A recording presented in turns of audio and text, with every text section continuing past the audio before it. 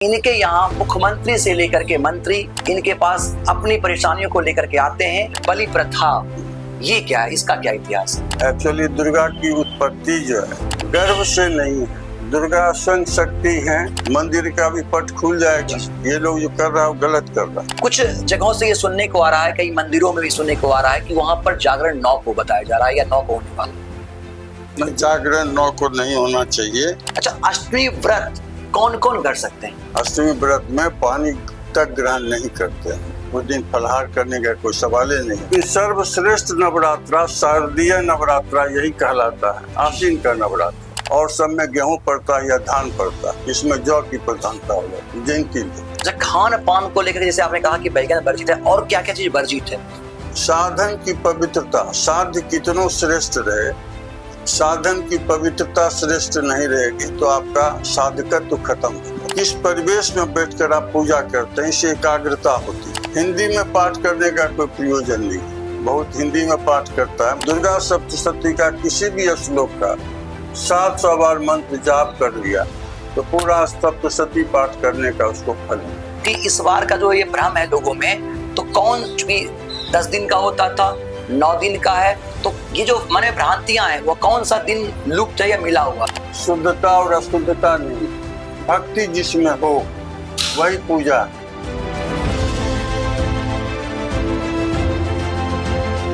दुर्गा देवी नमस्तुभ्यं वरदे काम रूपिणी पूजा आरंभम करिष्यामि सिद्धिर्भवतु मे सदा, सिद्धिर्भवतु मे सदा।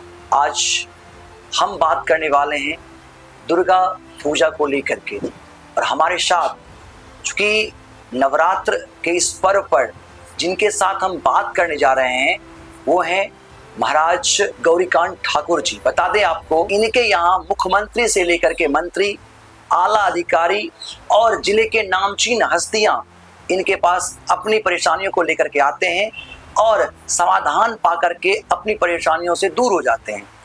और लगातार हम जब से इनके बारे में सुने हैं, बहुत दिनों से मन में यह आकांक्षा थी कभी ना कभी महाराज जी का दर्शन हो और उनसे हम कुछ सवाल करें, साक्षात्कार करें। और आज चूंकि अवसर भी है और हम बात करेंगे दुर्गा पूजा के विधि विधान को लेकर के कि किस तरह से दुर्गा पूजा की शुरुआत, उसका इतिहास, कैसे वो फल देने वाली है। बता दें आपको कि दुर्गा कलश पूजा से लेकर के तमाम विधि विधान, हर दिन की विशेष पूजा के बारे में और किन चीजों का विशेष सावधानी रखना है, वो तमाम चीजें हम आप तक पहुंचाएंगे।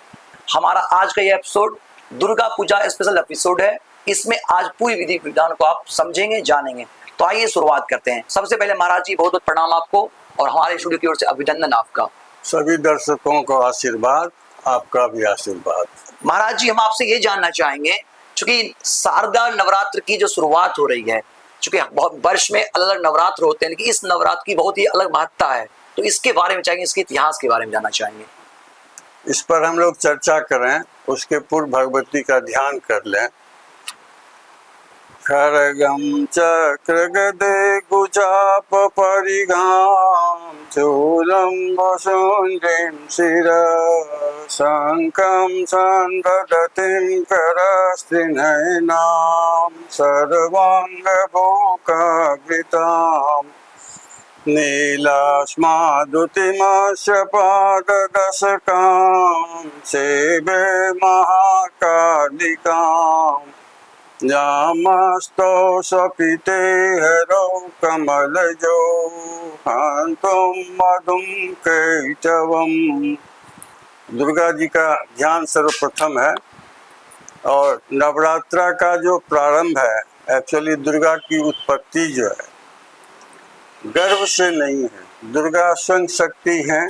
सभी देवताओं के समूह से जो शक्ति उत्पन्न हुई, उनका जब शक्ति के रूप में पदार्पण हुआ भगवान विष्णु के शरीर से, भगवान शंकर के शरीर से, ब्रह्मा जी के शरीर से और जितने ऋषि महर्षि वहाँ उपस्थित थे जो अपना अपना कष्ट सुना रहे थे विष्णु भगवान से, और देवताओं जो कष्ट सुना रहे थे विष्णु भगवान से, उन सभी लोगों का क्रोध से अग्नि स्वरूप में दुर्गा की उत्पत्ति।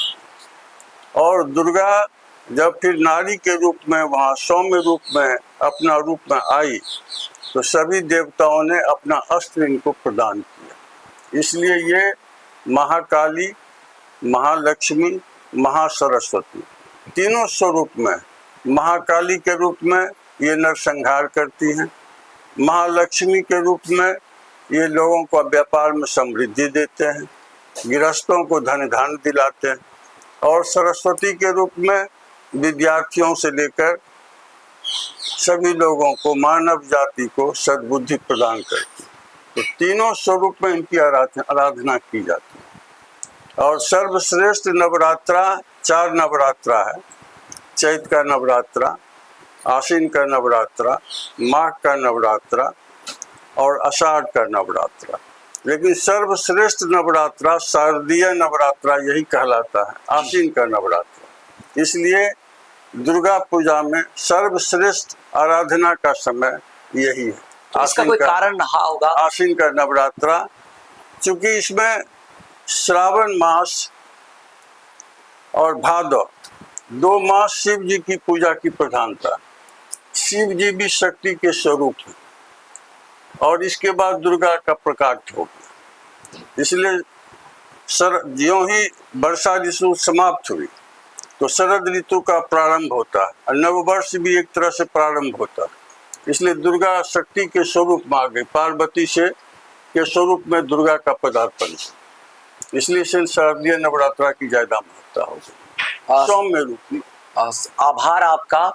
कलश स्थापन, चूंकि हर घर में, चूंकि हम यूं कहें कि सनातन का सबसे बड़ा पर्व होता है और घर घर में माँ दुर्गा की आराधना होती है, दुर्गा सप्तशती का पाठ होता है और कलश की स्थापना होती है। तो चूंकि इस बार जो 9 दिन का से 10 दिन का ये पर्व होता है, त्योहार हर्षोल्लास के साथ मनाया जाता है कि इस दिन इस वर्ष ये 9 दिन का, इसके बारे में लोग बहुत मन में उनके बाद जिज्ञासा है, भ्रांतियां हैं इसमें। एक्चुअली कल से मतलब आपका हो गया प्रतिपदा तिथि कल है और प्रतिपदा रह जा रहा है पूरे दिन, 19 तक प्रतिपदा रह जाएगा। इसलिए कलश स्थापना पूरे दिन का है। अधपहरा जो प्रारंभ होगा 2 बजे, देखिए टाइम इसका अधपहरा का क्या है, 2 जी 2:17 57 2:57 के पूर्व हम कलश स्थापना करेंगे, लेकिन अस्थिर लग्न में कलश स्थापन हो वो ज़्यादा बढ़िया। तो अस्थिर लग्न प्रातः काल ही प्रारंभ होता है, 7:13 तक कन्या लग्न है। कलश स्थापना का मुहूर्त वे भी ठीक है। 7:13 के बाद 9:27 से 11:44 तक वृश्चिक लग्न है, ये भी अस्थिर लग्न है। इस दोनों में हो जाए तो बहुत बढ़िया। कलश स्थापना के दृष्टिकोण से ये मुहूर्त ज्यादा बढ़िया। सबसे जो शुभ मुहूर्त है कल, उस समय क्या बताया आपने? सबसे ज्यादा बढ़िया 7:21 से 9:27 से लेकर 11:47 तक। यानी 9:27 से लेकर के 11:44 9:27 से लेकर के 11:44 तक का जो मुहूर्त है वो सबसे शुभ मुहूर्त है। ऐसे तो पंडित जी का ये कहना है कि 2:57 तक आप कलश स्थापित कर सकते हैं, यानी लगभग 3 बजे तक जो है कलश स्थापन आप कर सकते हैं। लेकिन विशेष जो उन्होंने बताया कि 9:27 से लेकर के 11:44 तक ये विशेष समय है, ये सबसे सुंदर मुहूर्त है कलश स्थापन को लेकर के। महाराज जी, कलश स्थापन कैसे करें, उसकी क्या विधि है, ताकि ये जो माता का प्रसन्नता हो और माता हम सबको आशीर्वाद दे? कलश स्थापना में तो सामान्य रूप से सभी लोग जानते ही हैं, मिट्टी का कलश या ताम्र कलश की स्थापना करते हैं। उसमें आम का पल्लव देते हैं, गंगा जल देते हैं, दुर्वा डालते हैं, एक सुपारी डालते हैं। और सभी कलशा पूजा में ये पद्धति है। दुर्गा जी में जयंती की प्रधानता आ गई, तो मिट्टी के ऊपर में जयंती की स्थापना करते हैं। जयंती जौ मिलाकर स्थापना करते हैं, साइड से गोबर रखते हैं। ये कलश के लिए ये प्रधानता हो गई। और फिर कलश पूजा करते हैं, कलश में ही सिंदूर लगाते हैं, कलश में ही गणेश अंबिका का पूजन कर लेते हैं। ये सभी कलशा पूजा तो समान रूप से सभी पूजा में होता है। इनमें विशेष हो गया जयंती की स्थापना, जौ देना, प्रदान करना, और सब में गेहूं पड़ता है या धान पड़ता है, इसमें जौ की प्रधानता हो जाती है जयंती में। सर एक चीज और, पूजा में दिशा को लेकर के भी होता है, किस दिशा में पूजा का बैठना चाहिए, कलश स्थापित करना चाहिए? भगवती की उपासना में पूर्व दिशा की ज्यादा प्रधानता है। उत्तर दिशा भी आप बैठ सकते हैं, पश्चिम दिशा भी बैठ सकते हैं, लेकिन पूर्व दिशा बैठकर स्थापित करें तो ज्यादा बेहतर। भगवती का मुख पश्चिम। तो जो व्रती होता है उसके किस दिशा कलश होना चाहिए? सामने, सम्मुख, पूरब सम्मुख होना चाहिए। तो हम चाहेंगे जो, जैसा कि जो व्रती होता है वो व्रत करता है, तो पूरे बहुत लोग उपवास करते हैं, बहुत लोग उपवास नहीं कर पाते हैं, तो इसको लेकर के सवाल मन में भ्रांतियां आएंगे, मन में जो संदेह है। अब अपने यहाँ तो नवरात्रा में फलाहार करने की व्यवस्था है, फलाहार तो करते हैं, बिना फलाहार का व्रत करते नहीं, शाम में फलाहार कर लेते हैं। उत्तर प्रदेश में बहुत जगह लोग जल भी नहीं ग्रहण करते हैं, लेकिन मिथिलांचल में अपने यहाँ सवेरे में पाठ करने के बाद फलाहार करते हैं, और रात में भी फलाहार करके लोग रह लेते हैं। जो पाठक हैं, पाठ करते हैं तो शारीरिक क्षमता नहीं रह पाती है, तो उस स्थिति में सिंधा नमक, अरवा चावल, गेहूँ, चना की दाल और आलू परवल खा सकते हैं। बैगन इसमें वर्जित है, लहसुन प्याज तो नहीं चलता है। खान पान को लेकर जैसे आपने कहा कि बैगन वर्जित है, और क्या क्या चीज वर्जित है? साधन की पवित्रता, साध्य कितनों श्रेष्ठ रहे, साधन की पवित्रता श्रेष्ठ नहीं रहेगी तो आपका साधकत्व तो खत्म हो जाएगा। इसलिए आहार, भोजन, इस पर ध्यान दिया गया। किस परिवेश में बैठकर आप पूजा करते हैं, इससे एकाग्रता होती है, शुद्ध आचरण रहेगा, सात्विक वृत्ति रहेगी, सात्विक भोजन रहेगा, इसमें आपकी सात्विकता में वृद्धि होगी, तब कंसंट्रेशन होकर आप आराधना कर सकते हैं। अगर आप गलत तरह का भोजन करते हैं, गलत लोगों की संगति में रहते हैं, फिर साधना के लिए बैठिएगा तो साधना आपका सफल नहीं हो पाएगी। इसलिए सात्विकता श्रेष्ठ है, सब कुछ में सात्विक रहना चाहिए, सात्विक भोजन, सात्विक परिवेश। और इसमें तो बहुत कठिन है, लोग कहते हैं जमीन पर सोना चाहिए, चटाई बिछाकर कंबल लगाकर जमीन पर सोना चाहिए, मतलब हमारी किसी तरह से सांसारिकता से हम अपने आप को अलग करें। 9 दिन कम से कम इसको सांसारिकता से अपने को अलग समझकर अनुष्ठान करना चाहिए। तो 9 दिन का जो ये पूजा है, तो उसमें हर दिन का अपना एक विशेष पूजा है, हर दिन अलग अलग देवी की पूजा होती है। प्रथम अब इसमें 9 है ना, प्रथम शैलपुत्री च, द्वितीयम ब्रह्मचारिणी, तृतीयम चंद्र घंटेति, कुष्मांडेति चतुर्थकम, पंचमम स्कंद मातेति, षष्ठम कात्यायनीति च, सप्तमम कालरात्रि च, नवम नवदुर्गा। हाँ, नवदुर्गा हो गए। तो 9 दिन का 9 रूप है इनका, इसी रूप में करते हैं। प्रथम दिन प्रथम शैलपुत्री च, उस रूप में करते हैं। द्वितीय ब्रह्मचारी। तो उस अलग अलग दिन में किस तरह की पूजा विधि है? लेकिन सामान्य रूप में जो इसके अनुष्ठान करने वाले लोग हैं, तो प्राय प्रथम दिन से ही बहुत लोग संपूर्ण पाठ करते हैं दुर्गा सप्तशती का। बहुत लोगों से संभव नहीं है संपूर्ण पाठ करना, तो पूरा दुर्गा सप्तशती का पाठ कर लेते हैं 1 से 13 अध्याय तक। वे भी संभव नहीं है तो अर्गला कील कवच, सिद्ध कुंज का स्तोत्र ये कर लिए। नहीं तो प्रथम दिन से लेकर प्रथम चरित्र का मतलब हो गया 1 से लेकर 4था अध्याय तक। दूसरा दिन पंचम अध्याय से लेकर आपका एकादश तक, और तीसरा दिन एकादश से लेकर 13 तक। 3 चरित्र है इनका, इसको 3 आवृत्ति पाठ कर लेते हैं। ये भी जो संस्कृत नहीं पढ़ सकता, वे लोग बीज मंत्र का जप कर सकते हैं। नवारण मंत्र है ओम ऐं ह्रीं क्लीं चामुंडा ये बिच्चे, इसको 9 माला प्रतिदिन कर लें, वो भी ज़्यादा बढ़िया। वे भी नहीं कर सकते हैं तो दुम दुर्गाये नमः इस मंत्र का जप कर लें। हिंदी में पाठ करने का कोई प्रयोजन नहीं है। बहुत हिंदी में पाठ करता है, मतलब हिंदी में कथा पढ़ते हैं, उसका बहुत प्रयोजन नहीं है, क्योंकि दुर्गा की प्रधानता, दुर्गा की गाथा बौद्ध ग्रंथों में, लेकिन मार्कंडेय द्वारा रचित जो दुर्गा सप्तशती है ये सिद्ध ग्रंथ है।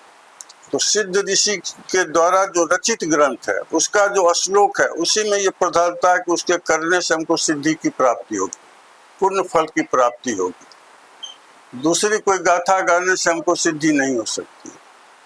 तो इसलिए मूल मंत्र जपना चाहिए। हिंदी में पाठ करने का बहुत लाभ नहीं है। लाभ होगा मंत्र जपने से या दुर्गा सप्तशती का पाठ करने से। तो शैलपुत्री का अगर पूजा करते हैं प्रथम दिन तो उसमें हम क्या ध्यान रखें? नहीं, एक्चुअली इसमें फिर डिवीजन उस रूप में करते हैं, लेकिन प्रथम दिन से लेकर 9 दिनों तक, मैंने विसर्जन तक। क्योंकि मन में कुछ सवाल आता है कि हमको ये भगवान को भोग लगाना है, ये वस्त्र पहनना है। 9 दिनों तक एक ही स्वरूप में है। इनका 9 नाम हुआ दुर्गा का, ये रूप में भगवती आई है। प्रथम शैलपुत्री च द्वितीयम ब्रह्मचारिणी।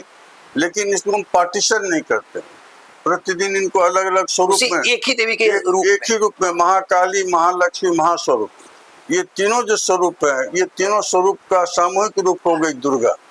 तो दुर्गा के रूप में ही हम पूजा करते हैं 9 दिन, अलग उनमें नहीं बांटते। सर महाराज जी, व्यस्तम जीवन है, इस व्यस्तम जीवन में बहुत कम समय लोगों के पास हो पाता है। लोग काम करते हैं, दैनिक रोजमर्रे की जिंदगी में जाते हैं, तो कम समय में उनको वही फल प्राप्त हो, जैसे दुर्गा सप्तशती का संपूर्ण पाठ करे या दुर्गा सप्तशती का पाठ करे, लेकिन उनके पास वो समय नहीं है।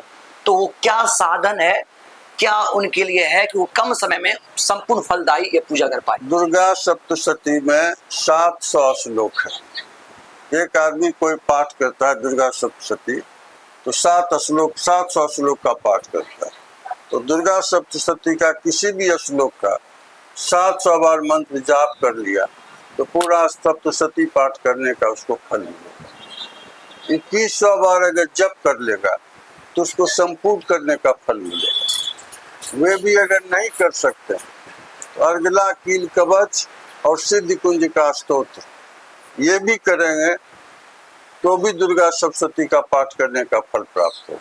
ये भी नहीं करेंगे तो नवारण मंत्र ओम ऐं ह्रीं क्लीं चामुंडाय विचे, इस मंत्र को भी अगर 900 बार जप कर लेंगे तो दुर्गा सप्तशती का पाठ करने का फल प्राप्त हो। अब इससे तो सहज और सुलभ कुछ भी नहीं हो सकता है। तो आप सुन रहे हैं महाराज जी को कि कैसे आसानी से कम समय में संपूर्ण दुर्गा सप्तशती के पाठ का संपूर्ण फल आपको मिलेगा। लगातार बने रहेगा हमारे साथ। महाराज जी, हम आपसे ये जानना चाहेंगे, क्योंकि इस बार का जो ये भ्रम है लोगों में, तो चूंकि 10 दिन का होता था, 9 दिन का है, तो ये जो मन में भ्रांतियां हैं वो कौन सा दिन लुप्त है या मिला हुआ है? एक्चुअली इसमें नवमी 6 हो गई, अष्टमी और नवमी दोनों तिथि मिक्स हो गई है।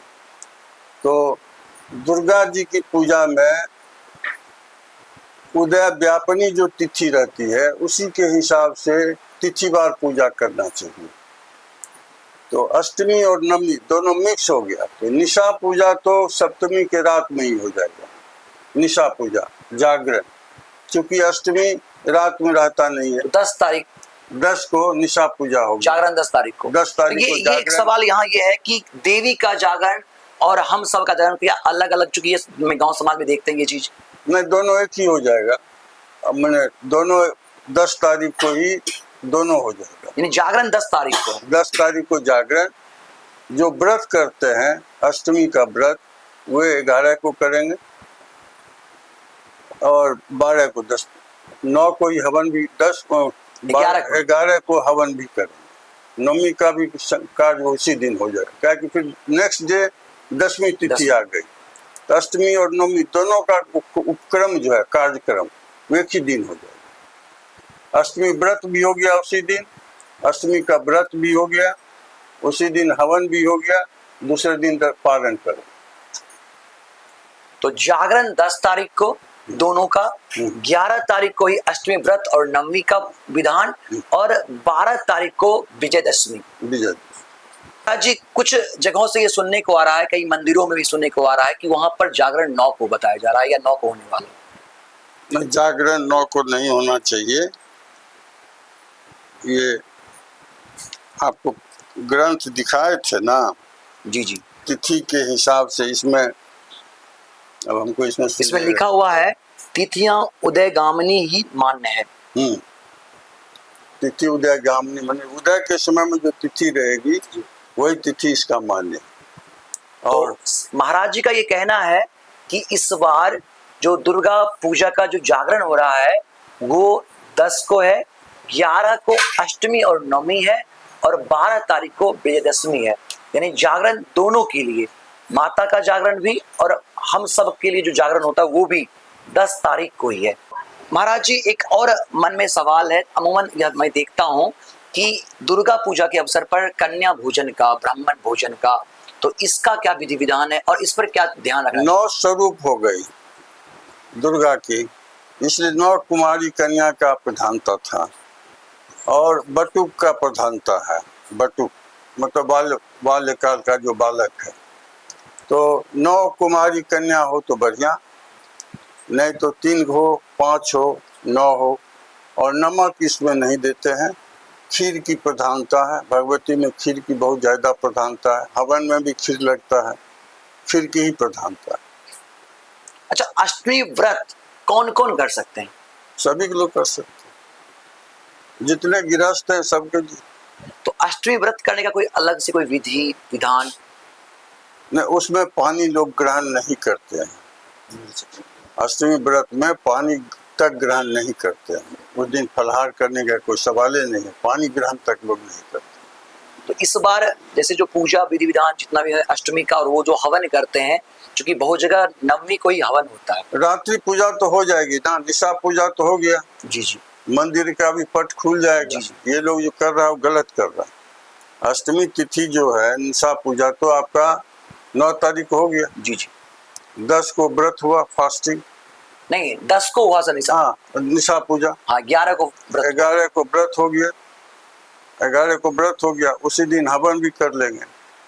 और अच्छा महाराज जी एक और है कि बहुत जगह जो है ना, माता को प्रसन्न करने के लिए यूं कहें कि बलिदान जो है, बलि प्रथा, बहुत जगह ये भी, बहुत सारे जगहों पे ये रीति रिवाज वर्षों से चला आ रहा है। ये क्या है, इसका क्या इतिहास है? अब भगवती काली के रूप में जो पूजा करते हैं, तो जो काली के रूप में पूजा करते हैं उनको बलिदान देते हैं। बकरी का जो छाक क्या कहते हैं, पाठा का बलिदान देते हैं। लेकिन जो वैष्णव संप्रदाय के लोग हैं, अपने यहाँ हुआ का बलिदान पड़ता हुआ कुंभ का हाँ, कुंभ का बलिदान देते थे। छाग नहीं देते थे, कुंभ का बलिदान देते थे। लेकिन जो शक्ति के उपासक है, काली के रूप में जो दुर्गा को मानते हैं, वे फिर पाठा का बलिदान दे देते हैं और उनका मांस भी खाते हैं। लेकिन जो वैष्णव संप्रदाय है, जो सात्विक प्रवृत्ति के लोग हैं, वे कुंभ का देते हैं बलिदान, या फिर उड़द का बलिदान देते हैं, उड़द दही का। अच्छा, मन में चूंकि इस पूजा में कई बार ऐसा भी होता है कि अशुद्ध पाठ नहीं करना है, इन चीजों का विशेष ध्यान रखना है, ये चीज अगर नहीं हो पाया तो इसका विपरीत फल पड़ेगा, तो क्या क्या खास ध्यान रखना है? भगवान सबरी का बैर खाए, भक्ति ही पूजा है, शुद्धता और अशुद्धता नहीं। भक्ति जिसमें हो वही पूजा है।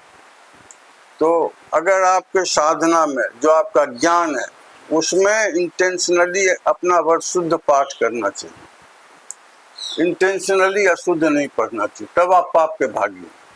और जितना आपका ज्ञान है, उस ज्ञान के अनुसार जो आप पाठ कर रहे हैं वो आपका पवित्र पाठ, उसमें कोई पाप नहीं, आपको पुण्य का लाभ। इसलिए उदाहरण मैंने कहा सबरी का बैर खाएं, लेकिन सब सबरी नहीं बन सकता। जो सबरी बन गया वो भगवान को बैर खिला दिया। रामकृष्ण परमहंस काली जी को खिचड़ी खिलाते थे, अपने भी खाते थे, काली जो भी खिलाते थे। इसका मतलब क्या सब लोग खिला लेगा? ये भक्ति जी, के ऊपर डिपेंड करता है, आप कितने भक्त हैं, कितने आप में आपकी क्षमता- भावना कैसी है। कैसी भावना है, और भावना में ही पवित्रता है, वही फल देता है। इसीलिए कहा गया है, जैसी रहे भावना, जिनकी रहे भावना जैसी, प्रभु मूरत देखें तिन तैसी। तो महाराज जी कुछ और सवाल हमारे हैं। सवाल है कि माँ के आने का और माँ के जाने का। कई बार लोग पूछते हैं कि इस बार माँ किस पे आई है और किस पर जाएगी। और एक चीज और कि क्या होगा हमारे भारत में इस वर्ष, ये चूंकि बहुत ज्यादा बाढ़ विभीषिका है। आना तो आप देख ही रहे हैं, डोला पर आ रही है तो विभीषिका व्यय हो गया। जाना भी है, चरना युद्ध करी, वे भी चरना युद्ध करी तो बजा रहे मुर्गा पर। आना और जाना दोनों इस साल अपने लिए अच्छा नहीं है, इस अच्छा वर्ष नहीं। के लिए अच्छा नहीं। तो अगर हम यूं कहें कि अगर चूंकि माता सत्य इसमें स्वरूपा- जितने लोग पाठ करेंगे, जितना ज्यादा से ज्यादा हिंदू समाज पाठ करेगा, उसी से इनकी उग्रता का समन होगा। तो शक्ति स्वरूपा माँ, चूंकि शक्ति स्वरूपा है, माँ है वो, तो जितना सनातन में धर्म पाठ होगा, जागरण होगा, माँ उतना शांत होगी शांत और होंगी, प्रसन्न होंगे, वो आशीर्वाद देंगे। अच्छा, हम आखिरी में ये जानना चाहेंगे कि जैसे कि आपने सब कुछ बताया, सार अगर हम कहें कि अगर सार में, तो 10 दिन के इस नवरात्र में या 9 दिन के इस नवरात्र में क्या करें और क्या ना करें। पवित्रता का पालन करें, सात्विक वृत्ति रखें, पवित्रता का पालन करें, दान और पुण्य का काम करते रहें, भगवती का जप करें। ये भी नहीं कर सकते तो कम से कम हनुमान चालीसा का ही पाठ करें, हनुमान जी के रूप में भजन, सुंदरकांड का पाठ करें। बहुत लोग करते हैं, रामायण का पाठ करते हैं, वह भी कर सकते हैं। महाराज जी कई बार ऐसा देखा गया है कि पूजा के आरंभ से पहले जो उसके अपने परिजन होते हैं, कुटुंब इष्ट मित्र होते हैं, उनके यहाँ कोई शोक हो जाता है किसी के गुजर जाने पर, या फिर उसके यहाँ किसी का जन्म होता है। तो इस स्थिति में देखा जाता है कि कई तरह की बाध्यताएं होती हैं कि अब ये अवरोध हो गया। तो ये क्या है? अब एक्चुअली क्या है, मृत्यु का जो सोच है, मरना सोच में तो स्ट्रिक्टली पालन करना चाहिए। जन्मा सोच में दुख का सोच नहीं है, खुशी का सोच। उस परिस्थिति में जल चंदन अक्षत फूल जो जलीय तत्व है उसका स्पर्श आप नहीं करें। जप कर सकते हैं, पाठ कर सकते हैं, अगरबत्ती नहीं जला सकते हैं, दीपक नहीं जला सकते हैं, जल नहीं चढ़ा सकते हैं, फूल नहीं दे सकते हैं, प्रसाद नहीं दे सकते हैं, लेकिन जो आप व्रत करते थे वो व्रत करें, पाठ करते थे पाठ कर ले, जप करते थे तो जप कर, लेकिन मरना सोच में नहीं करना। अगर संकल्प ले चुके हैं, वो पूजा उनका आरंभ हो चुका है, तब क्या करेंगे? ये तो पूजा से पूर्व आपने बताया। हाँ, जो संकल्पित है उनको जब तक पूजा पूरा नहीं होगा तब तक उनको कोई सोच नहीं धारण करेगा, तब तक उन पे कोई दोष नहीं है। कोई दोष नहीं, करना ही दोष। तो बहुत बहुत आभार महाराज जी आपका। आज आपने हमें बहुत बहुत धन्यवाद, बहुत बहुत धन्यवाद। समाज में आपका आशीर्वाद हमें मिलता रहे और संपूर्ण भक्त जनों पर, सनातनियों पर माता दुर्गा की कृपा हो। तो आज हमने सुना महाराज गौरीकांत ठाकुर जी से दुर्गा सप्तशती के पूजा विधि विस्तार को, और इन्होंने एक खास चीज जो बताया, इन्होंने कहा कि अपने सामर्थ्य के अनुसार आप भक्ति करें, क्योंकि आत्मा की शुद्धता, मन की भक्ति ही पूजा का सर्वोत्तम साधन है। और मैं भी आज आपसे इस अवसर पर यही संदेश साझा करना चाहता हूं कि माँ दुर्गा हमारी माँ है। या देवी सर्वभूतेषु शक्ति रूपेण संसिता, नमस्तस्यै नमस्तस्यै नमस्तस्यै नमो नमः। माता सबका कल्याण करे, संपूर्ण विश्व का कल्याण हो, और हम सब सनातन की ध्वजा को पूरे प्रखरता और ताकत के साथ विश्व में लहराएं। आइए पूरे पवित्र मन से मां सप्तशती दुर्गा का पाठ करें, पूजा करें, और इस 9 दिवसीय नवरात्र में भक्ति में सराबोर होकर डूब जाएं। लगातार आप हमारे साथ बने रहेंगे। इस खास एपिसोड में हमने माता के पूजा विधि को विस्तार को आप तक पहुंचाया। आपको यह वीडियो कैसा लगा? आपको पंडित जी महाराज का ये साक्षात्कार विधि विस्तार जो बताया कैसा लगा? हमें कमेंट बॉक्स पर कमेंट करके जरूर बताइएगा। जय माता दी। चलिए, आप सभी लोगों को धन्यवाद, आपको चैनल को धन्यवाद।